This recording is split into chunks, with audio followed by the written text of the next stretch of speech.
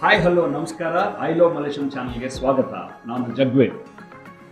ಇವತ್ತು ಒಂದು ಭಾಳ ಸ್ಪೆಷಲ್ ಪ್ರೋಗ್ರಾಮ್, ಒಂದು ವಿಶೇಷವಾದ ಕಾರ್ಯಕ್ರಮಕ್ಕೆ ನಾವು ಇಲ್ಲಿ ಸೇರಿದ್ದೀವಿ. ಇವತ್ತು ನಮ್ಮ ಜೊತೆ ಇರೋದು ಒಬ್ಬರು ಸ್ಯಾಕ್ಸೋಫೋನ್ ಎಕ್ಸ್ಪರ್ಟ್. ಇಡೀ ದೇಶದಲ್ಲಿ ಹಲವಾರು ರಾಜ್ಯಗಳಲ್ಲಿ ಇವರು ಪರ್ಫಾರ್ಮೆನ್ಸ್ ಕೊಟ್ಟಿದ್ದಾರೆ. ಹಾಗೆ ಹಲವಾರು ಪ್ರಶಸ್ತಿಗಳನ್ನು ಕೂಡ ಗೆದ್ಕೊಂಡಿದ್ದಾರೆ. ಅದರಲ್ಲಿ ವಿಶೇಷವಾಗಿ ಡಾಕ್ಟರ್ ರಾಜ್ಕುಮಾರ್ ಅವರು ಪ್ರಶಸ್ತಿ ಕೊಟ್ಟಿದ್ದಾರೆ, ಡಾಕ್ಟರ್ ವಿಷ್ಣುವರ್ಧನ್ ಅವರು, ರಜನಿಕಾಂತ್ ಅವರು, ಚೀಫ್ ಮಿನಿಸ್ಟರು, ಹಾಗೆ doctor S P Balasubrahmanyam, doctor Hamsalekha, ಇವರೆಲ್ಲರಿಂದನೂ ಅವರು ಪ್ರಶಸ್ತಿಯನ್ನು ಪಡೆದಿದ್ದಾರೆ. ಹಾಗೆ ಇವರ ಜಗತ್ ಪ್ರಸಿದ್ಧ ಪದ್ಮಶ್ರೀ ಡಾಕ್ಟರ್ ಕದ್ರಿ ಗೋಪಾಲನಾಥ್ ಅವರ ಶಿಷ್ಯ, ಅವರ ಜೊತೆಗೆ ವಿದುಷಿ ಆರ್ ಎ ರಮಾಮಣಿ ಅವರ ಶಿಷ್ಯ ಕೂಡ ಇವರು. ನಮ್ಮ ರಾಜ್ಯದ ಹೆಮ್ಮೆಯಾದ ಇವರು ನಮ್ಮ ಮಲ್ಲೇಶ್ವರದ ನಿವಾಸಿ ಅನ್ನೋದು ಕೂಡ ಒಂದು ಹೆಮ್ಮೆ. ಇವರ ಒಂದು ಕಿರುಪರಿಚಯನ ನಾವು ನಮ್ಮ ಚಾನೆಲ್ಗೋಸ್ಕರ ಮಾಡ್ತಿರೋದು ಮತ್ತೊಂದು ಹೆಮ್ಮೆ. ಬನ್ನಿ ಇವ್ರನ್ನ ನಮ್ಮ ಈ ಕಾರ್ಯಕ್ರಮಕ್ಕೆ ಸ್ವಾಗತ ಮಾಡೋಣ. Is none other than Shri Sridhar ಸಾಗರ.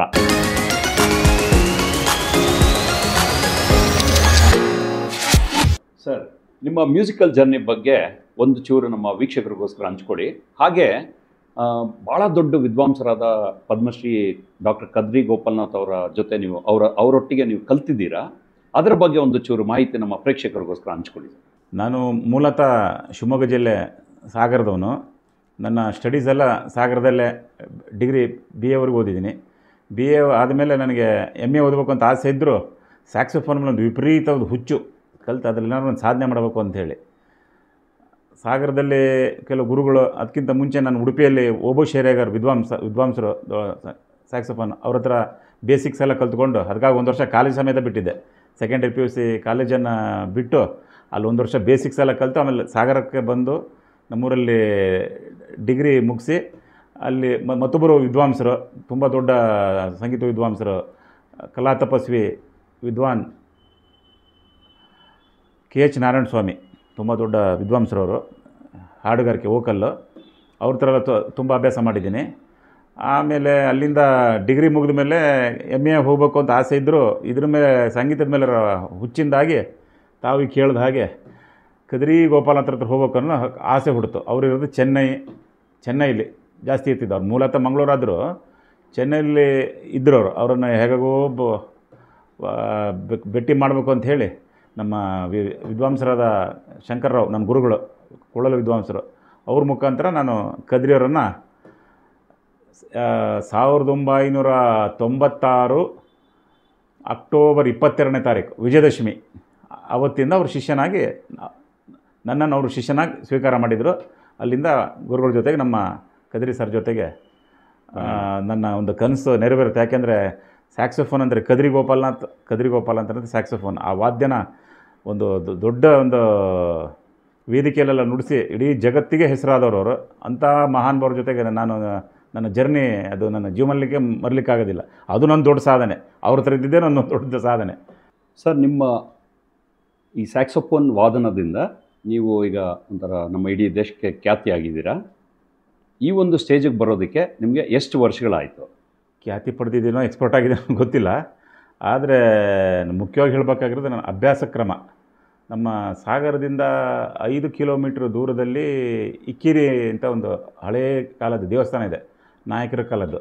ಆ ದೇವಸ್ಥಾನದಲ್ಲಿ ಹೋಗಿ ಬೆಳಗ್ಗೆ 5 ಗಂಟೆ ಕೂತ್ಕೊಂಡು ಪ್ರಾಕ್ಟೀಸ್ ಮಾಡಿದ್ರೆ 8 ಗಂಟೆ 9 ಗಂಟೆವರೆಗೂ ಬೆಳಗ್ಗೆ, ತಿರ್ಗಾ ಮತ್ತು ಮಧ್ಯಾಹ್ನ ಹೋಗಿ ಮಧ್ಯಾಹ್ನ 3ರಿಂದ ಸಾಯಂಕಾಲ 7-8 ಗಂಟೆವರೆಗೂ ಪ್ರಾಕ್ಟೀಸ್ ಮಾಡ್ತಾ ಕೂರ್ತದೆ. ಎಲ್ಲ ಸರಳೆ, ಜಂಟಿ, ಅಲಂಕಾರ, ದಾಟು ಸ್ವರ, ಹೈಯರ್ ಆಕ್ಟಿವ್, ಲೋವರ್ ಆಕ್ಟಿವ್, ಇನ್ನೂ ಒಂದೊಂದು ರಾಗದಲ್ಲಿ ಒಂದೊಂದು ಎಲ್ಲ ಎಕ್ಸಸೈಸ್ ಮಾಡೋದು ಸ್ಯಾಕ್ಸೋಫೋನಲ್ಲಿ.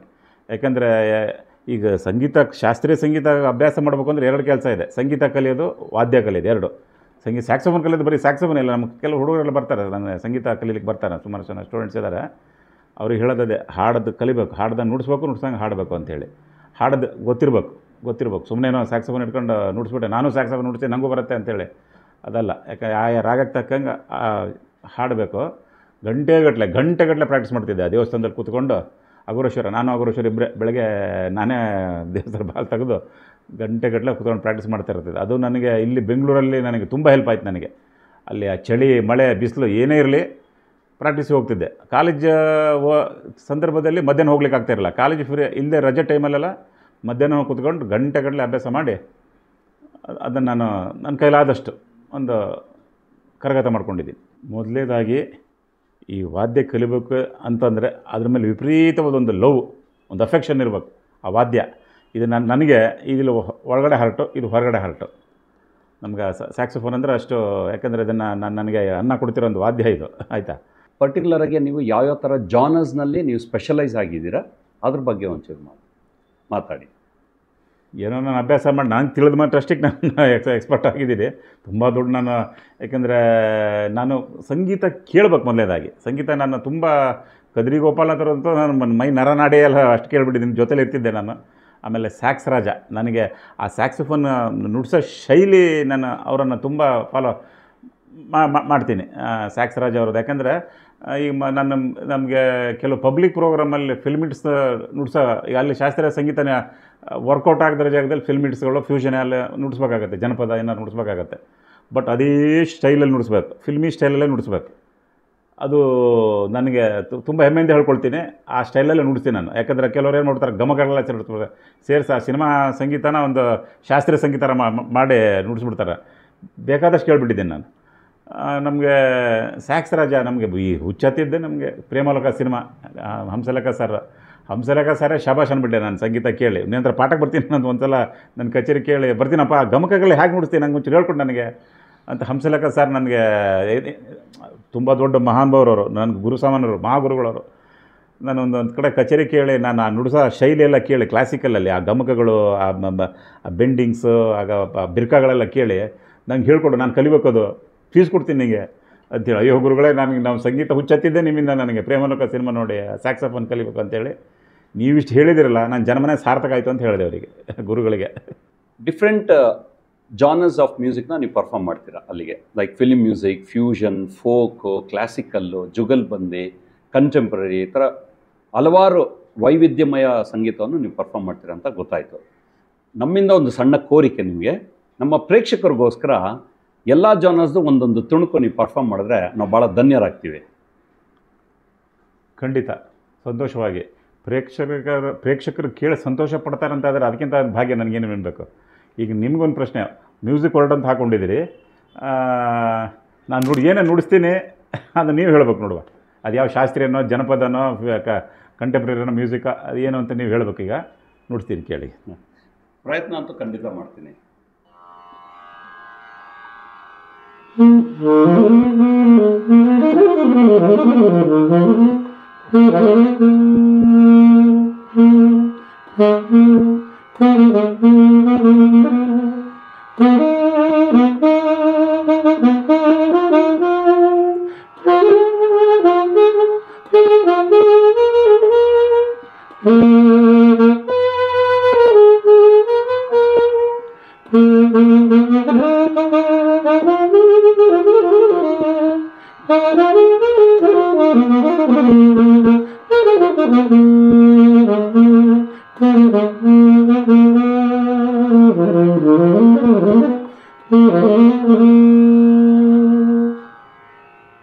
ಇದೇನು ಮ್ಯೂಸಿಕ್?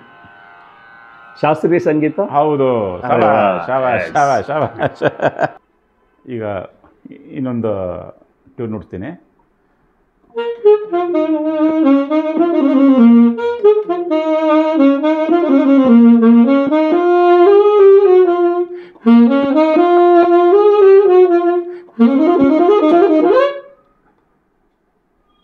ಇದೇನು ಅಂತ ಹೇಳ್ಬೋದಾ?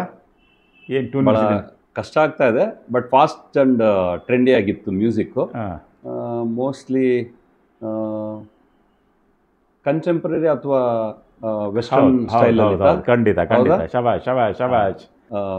ನಾನು ಆ್ಯಕ್ಚುಲಿ ಸ್ಯಾಕ್ಸೋಫೋನ್ ಅಂದರೆ ನಾನು ಕೆನ್ನಿ ಜಿಯೋನ ತುಂಬ ಇಷ್ಟಪಡ್ತೀನಿ. ಅವರು international saxophone artist.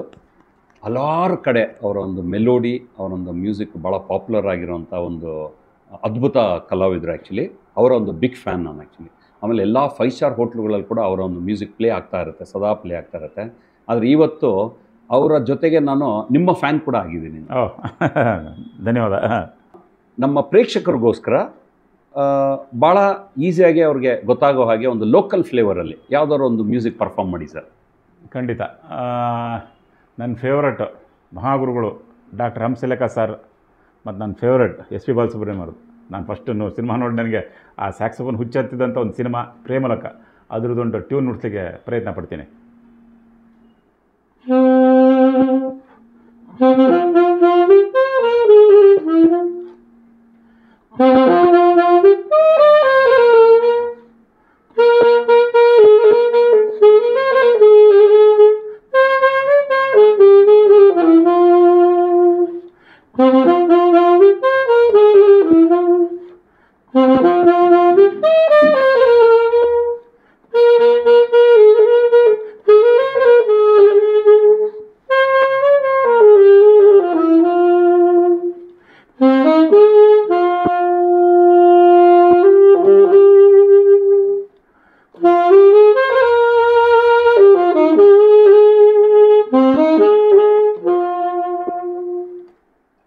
Super, fantastic, Thank you. ಭಾಳ ಖುಷಿ ಆಯಿತು.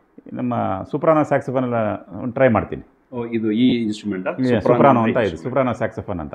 ಸೂಪರ್. 5 ಥರ ಸ್ಯಾಕ್ಸಫೋನಲ್ಲಿ ಬ್ಯಾರಿಟೋನು, ಟೆನರ್, ಸುಪ್ರಾನೋ, ಆಲ್ಟೋ ಮತ್ತು ಬೇಬಿ ಸ್ಯಾಕ್ಸಫೋನ್ ಅಂತ. ವೆರಿ ಸೂಪರ್ ಸರ್, ಪ್ರಯತ್ನ ಮಾಡಿ.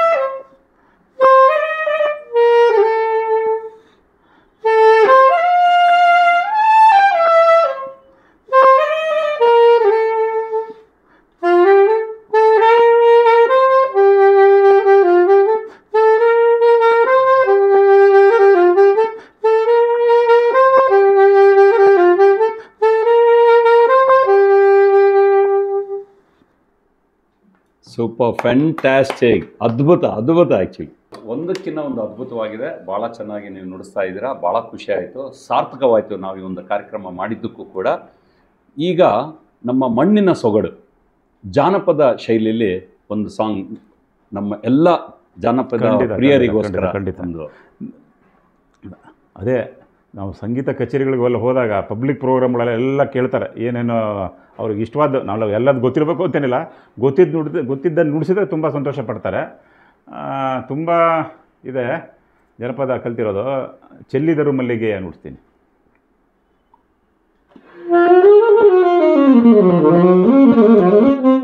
ಅಂದರೆ ಫಿಲ್ಮ್ ಆಯಿತು, ಫೋಕ್ ಆಯಿತು, ಕ್ಲಾಸಿಕಲ್ ಆಯಿತು, ಒಂದು ಬೇರೆ ಭಾಷೆದು ಅಂದರೆ ಹಿಂದಿ, ತೆಲುಗು, ತಮಿಳ್ ಆ ಥರ ಯಾವ್ದಾದ್ರು ಭಾಷೆದೊಂದು ಸಾಂಗು ಹಿಂದಿ ಟ್ರೈ ಮಾಡುವ. ಖಂಡಿತ ಹಿಂದಿ ಟ್ರೈ ಮಾಡಿದ.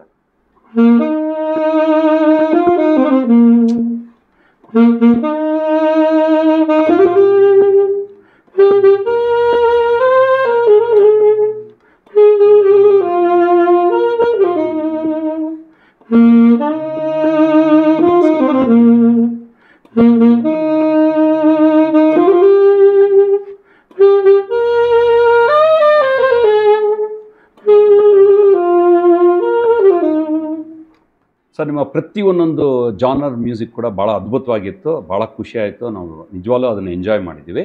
ನೀವು ಹೇಳಿದಾಗೆ ಭಾಳಷ್ಟು ದೊಡ್ಡ ದೊಡ್ಡ ನೀವು ಕಾರ್ಯಕ್ರಮಗಳಲ್ಲಿ ಪರ್ಫಾರ್ಮ್ ಮಾಡಿದ್ದೀರಾ. G20 ಅಂತ ಮಾಡಿದ್ದೀರಾ, ಅಥವಾ ಹಲವಾರು ಸೆಲೆಬ್ರಿಟಿ ಶೋಗಳಲ್ಲಿ ನೀವು ಕಾರ್ಯಕ್ರಮ ಮಾಡಿದ್ದೀರಾ, ಮೀಡಿಯಾದವ್ರಿಗೂ ಪರ್ಫಾರ್ಮ್ ಮಾಡಿದ್ದೀರಾ. ಇದೆಲ್ಲದ್ರ ಜೊತೆಗೆ ನಮ್ಮ ಪ್ರೇಕ್ಷಕರು ಅಂದರೆ ಕಾಮನ್ ಮ್ಯಾನ್ ಅಥವಾ ಕಾಮನ್ ಪೀಪಲ್ ಏನಿದೆ, ಅವರೇನಾದರೂ ನಿಮ್ಮ ಕಾರ್ಯಕ್ರಮವನ್ನು ಬುಕ್ ಮಾಡಬೇಕು ಅಂದರೆ ನೀವು ಯಾವ್ಯಾವ ಥರ ಕಾರ್ಯಕ್ರಮಗಳಿಗೆ ನೀವು ಹೋಗ್ತೀರಾ, ಯಾವ ಥರ ಪ್ರೋಗ್ರಾಮ್ಗಳು ನೀವು ಬುಕ್ಕಿಂಗ್ಸ್ ತೊಗೋತೀರಾ ಅನ್ನೋದ್ರ ಬಗ್ಗೆ ಒಂಚೂರು ಮಾಹಿತಿ ಕೊಡಿ. ಕಾಮನ್ ಮ್ಯಾನ್ ಅಂದರೆ ಚೀಫ್ ಮಿನಿಸ್ಟರ್ಗೂ ಕಾರ್ಯಕ್ರಮಗಳು ನುಡಿಸಿದ್ದೀನಿ. ನಾನು ತುಂಬ ಹೆಮ್ಮೆಯಿಂದ ಹೇಳ್ಕೊಳ್ತಾ ಇದ್ದೀನಿ. ನುಡಿಸಿದ್ದೀನಿ, ತುಂಬ ದೊಡ್ಡ ದೊಡ್ಡ ವೇದಿಕೆಗಳೆಲ್ಲ ನುಡಿಸಿದ್ದೀನಿ. ನಾನು ಫಿಲ್ಮ್ 75 ವರ್ಷದ ಅಮೃತ ಮಹೋತ್ಸವ ಪ್ಯಾಲೇಸ್ ಗ್ರೌಂಡಲ್ಲಿ ನಮ್ಮ ಜಯಮಾಲಾ ಮೇಡಮ್ ಅವರ ದಯದಿಂದ ನನಗದೊಂದು ಅವಕಾಶ ಸಿಗ್ತಾ ಅಲ್ಲಿ. ತುಂಬ ದೊಡ್ಡ ವೇದಿಕೆ. ರಜನಿಕಾಂತ್ ಅವರಿಂದ ಒಂದು ಸನ್ಮಾನ ಮಾಡಿಸ್ಕೊಳ್ಳೋ ಭಾಗ್ಯ, ಅದು ನುಡಿಸಿದ್ದೀನಿ. ನಮ್ಮ ಅಣ್ಣವರು ಡಾಕ್ಟರ್ ರಾಜ್ಕುಮಾರ್ ಅವರ ಕಡೇ ಪಬ್ಲಿಕ್ ಪ್ರೋಗ್ರಾಮ್ ಬಿಜಾಪುರದಲ್ಲಿ. ಅಲ್ಲಿ ಅವರ ಅಣ್ಣವ್ರ ಎದುರಿಗೆ ನಾದಮಯ ಈ ಲೋಕವೆಲ್ಲ ನುಡಿಸಿ ಅಣ್ಣವ್ರ ಹತ್ರ ಶಬಾಶ್ಗಿರಿ ತೊಗೊಬಂದಿದ್ದೀನಿ. ನಮ್ಮ ವಿಷ್ಣುವರ್ಧನ್ ಸರ್ದ life time achievement Filmfare award ಬಂದು ಅದಕ್ಕಾಗಿ ಅವರು ದೊಡ್ಡ ಸನ್ಮಾನ ಇಟ್ಕೊಂಡಿದ್ರು ರವೀಂದ್ರ ಕಲಾಕ್ಷೇತ್ರದಲ್ಲಿ. ಆ ವೇದಿಕೆಯಲ್ಲೂ ನುಡಿಸಿದ್ದೀನಿ ನಾನು. ಅದು ವಿಷ್ಣುವರ್ಧನರೇ ಸಂತೋಷಪಟ್ಟರು. ಎಸ್ ಪಿ ಬಾಲಸುಬ್ರಹ್ಮಣ್ಯಂ ಎದುರಿಗೆ ನಾನು ಶಂಕರ ನಾದೇಶ್ವರಪರ ಹಾಡು ನುಡಿಸಿ ಬೆಂತೊಡಿಸ್ಕೊಂಡಿದ್ದೀನಿ. ಹಂಸಲೇಖ ಸರ್ ನನ್ನ ಕಾರ್ಯಕ್ರಮ ಕೇಳಿ ಸಂತೋಷಪಟ್ಟಿದ್ದಾರೆ. ಇದೆಲ್ಲ ನನಗೆ ತುಂಬ ಹೆಮ್ಮೆಯಿಂದ ಹೇಳ್ಕೊಳ್ತಾ ಇರುತ್ತೆ ನಮ್ಮಿಂದ. ಈಗ ಸ್ಯಾಕ್ಸೋಫೋನ್ ಒಂದು ಇನ್ಸ್ಟ್ರೂಮೆಂಟಲ್ ಕಾರ್ಯಕ್ರಮ ಬೇಕು ಅಂದರೆ ನನ್ನ ಕಾಂಟ್ಯಾಕ್ಟ್ ಮಾಡ್ತಾರೆ. ಮುಂಚೆ ನಮ್ಮ ಕದ್ರಿಗೋಪಾಲ್ ಅಂತ ನಮ್ಮ ಗುರುಗಳು ತುಂಬ ನುಡಿಸ್ತಾಯಿದ್ರು. ಅವರ ಈಗೆಲ್ಲ ನಮ್ಮನ್ನು ಶ್ರೀಧರ್ ಸಾಗರ್ ಚೆನ್ನಾಗಿ ನುಡಿಸ್ತಾರೆ, ಚೆನ್ನಾಗಿ ಎಲ್ಲ ರೀತಿಯ ಕಾರ್ಯಕ್ರಮ ನುಡಿಸ್ತಾರೆ ಅಂತೇಳಿ. ಮದುವೆ ಮನೆ ರಿಸೆಪ್ಷನ್ ಅಂದ್ಕೊಳ್ಳಿ ತುಂಬ ಶಾಸ್ತ್ರೀಯ ನುಡ್ಸೋಕ್ಕೂ ಬರೋದಿಲ್ಲ ಅಲ್ಲಿ. ಅವ್ರಿಗೆ ಏನು ಇಷ್ಟ, ನಮಗೆ ನಮ್ಮ ಟ್ಯಾಲೆಂಟ್ ತೋರ್ಸೋಕ್ಕಿಂತ ಅವ್ರಿಗೆ ಖುಷಿಯಾಗೋದು ಇಂಪಾರ್ಟೆಂಟ್ ನಮಗೆ, ನಮ್ಮ ಕಾರ್ಯಕ್ರಮ ಕರೆಸಿದವರಿಗೆ ಅನ್ನದಾತರು. ಹಾಗಾಗಿ ಅಲ್ಲಿ ಏನು ಬೇಕೋ ಅದು ಪಬ್ಲಿಕಲ್ಲಿ ಕೆಲವರು ಜುಗಲ್ಬಂದಿ ಕಾರ್ಯಕ್ರಮ ಕೇಳ್ತಾರೆ. ಈಗ ಸ್ಯಾಕ್ಸೋಫೋನ್ ಫ್ಲೂಟು, ಸ್ಯಾಕ್ಸೋಫೋನ್ ವೈಲಿನು, ಸ್ಯಾಕ್ಸೋಫೋನ್ ಕ್ಲಾರ್ನೆಟ್ಟು, ಬೇರೆ ಬೇರೆ ಇನ್ಸ್ಟ್ರೂಮೆಂಟು ಸ್ಯಾಕ್ಸೋಫೋನ್ ಜೊತೆಗೆ ಅದು ಆ ಥರದ್ದು ನುಡಿಸ್ತೀನಿ. ಈ ಫ್ಯೂಷನ್ನು ಎಲ್ಲ ಡ್ರಮ್ಸ್ ಗಿಮ್ಸಲ್ಲಿ ಹಾಕೊಂಡು ಜಾಮ್ ಅಂತೇಳಿ ಆ ಥರ ಕಾರ್ಯಕ್ರಮ ಮಾಡ್ತೀನಿ.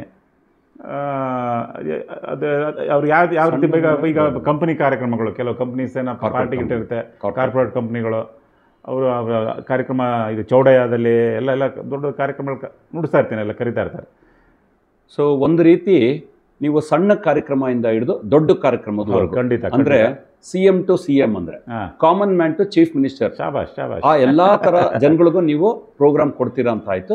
ಸಣ್ಣ ಪ್ರೋಗ್ರಾಮ್ ಆಗಲಿ ದೊಡ್ಡ ಪ್ರೋಗ್ರಾಮ್ ಆಗಲಿ, ಒಂದು ಮನೆ ಫ್ಯಾಮಿಲಿ ಗೆಟ್ ಟುಗೆದರ್ ಪ್ರೋಗ್ರಾಮಿಂದ ಹಿಡಿದು, ಮದುವೆಯಿಂದ ಹಿಡಿದು, ಒಂದು ಕಾರ್ಪೊರೇಟ್ ಶೋ ಇಂದ ಹಿಡಿದು, ಒಂದು ಪ್ರೈವೇಟ್ ಈವೆಂಟ್ ಆಗಲಿ, ಕಮರ್ಷಿಯಲ್ ಈವೆಂಟ್, ಪಬ್ಲಿಕ್ ಈವೆಂಟ್ ಇದ್ರು ಎಲ್ಲ ಥರ ಪ್ರೋಗ್ರಾಮ್ಸ್ಗೂ ತಾವು ಪರ್ಫಾರ್ಮ್ ಮಾಡ್ತೀರಾ ಅಂತ ಆಯಿತು. ವೀಕ್ಷಕರೇ, ಇದಾಗಿತ್ತು ಇವತ್ತಿನ ಒಂದು ವಿಶೇಷ ಕಾರ್ಯಕ್ರಮ. ಸ್ಯಾಕ್ಸೋಫೋನ್ ಎಕ್ಸ್ಪರ್ಟ್ ಶ್ರೀ ಶ್ರೀಧರ್ ಸಾಗರ ಅವರ ಒಂದು ಸಣ್ಣ ಪರಿಚಯ. ಇವರ ಕಾರ್ಯಕ್ರಮ ಏನಾದರೂ ನೀವು ಬುಕ್ ಮಾಡಬೇಕು ಅಂತಿದ್ರೆ ಇವರ ಕಂಪ್ಲೀಟ್ ಡೀಟೇಲ್ಸ್ನ ನಾವು ನಮ್ಮ ಡಿಸ್ಕ್ರಿಪ್ಷನ್ ಬಾಕ್ಸಲ್ಲಿ ಮೆನ್ಷನ್ ಮಾಡಿರ್ತೀವಿ. ಇವರು ಯಾವುದೇ ಥರ ಕಾರ್ಯಕ್ರಮಕ್ಕೂ ಇವ್ರು ಬಂದು ಪರ್ಫಾರ್ಮ್ ಮಾಡ್ತಾರೆ. ಅದರ ಜೊತೆ ಮಲ್ಲೇಶ್ವರಂ ಮತ್ತು ಹಾಗೂ ಸುತ್ತಮುತ್ತಲಿರುವಂಥವ್ರು ಯಾರಾದರೂ ಇವರ ಒಂದು ಕೋಚಿಂಗ್ ಟ್ರೈನಿಂಗ್ ತೊಗೋಬೇಕು ಅಂದರೆ ಇವ್ರನ್ನ ಸಂಪರ್ಕಿಸ್ಬೋದು. ಡಿಸ್ಕ್ರಿಪ್ಷನಲ್ಲಿ ಕೊಟ್ಟಿರೋ ಡೀಟೇಲ್ಸ್ನ ಕಾಂಟ್ಯಾಕ್ಟ್ ಮಾಡಿ. ಇಷ್ಟೊತ್ತು ನನ್ನ ಸಂದರ್ಶನ ಮಾಡಿದಂಥ ಐ ಲವ್ ಮಲ್ಲೇಶ್ವರಂ ಚಾನಲ್ನವರಿಗೆ ನನ್ನ ಪ್ರೀತಿಪೂರ್ವಕ ಧನ್ಯವಾದಗಳು. ಹಾಗೆ ಜೂನ್ 21ನೇ ತಾರೀಕು ವರ್ಲ್ಡ್ ಮ್ಯೂಸಿಕ್ ಡೇ ಹತ್ತಿರ ಬರ್ತಾಯಿದೆ. ಎಲ್ಲ ಸಂಗೀತ ಪ್ರಿಯರಿಗೂ ವಿಶ್ವ ಸಂಗೀತ ದಿನದ ಶುಭಾಶಯಗಳನ್ನು ಕೋರ್ತಾ ಎಲ್ಲರಿಗೂ ಒಳ್ಳೆಯದಾಗಲಿ ಅಂತ ಹೇಳಿ ಹಾರೈಸ್ತಾ, ಒಂದು ಭಾಗ್ಯದರ್ಶಿ ಅವರಮ್ಮ ನಮ್ಮ ಮಲ್ಲೇಶ್ವರಂನವರಿಗಾಗಿ ಮತ್ತು ನಮ್ಮ ಚಾನಲ್ನ ವೀಕ್ಷಕರಿಗಾಗಿ ಪುರಂದರದಾಸರ ಒಂದು ಕೃತಿಯನ್ನು ನುಡಿಸ್ತಾ ಇದ್ದೀನಿ. ಎಲ್ರಿಗೂ ಒಳ್ಳೆಯದಾಗಲಿ. Thank you. ಭಾಗ್ಯದಲಕ್ಷ್ಮಿ ಬಾರಮ್ಮ.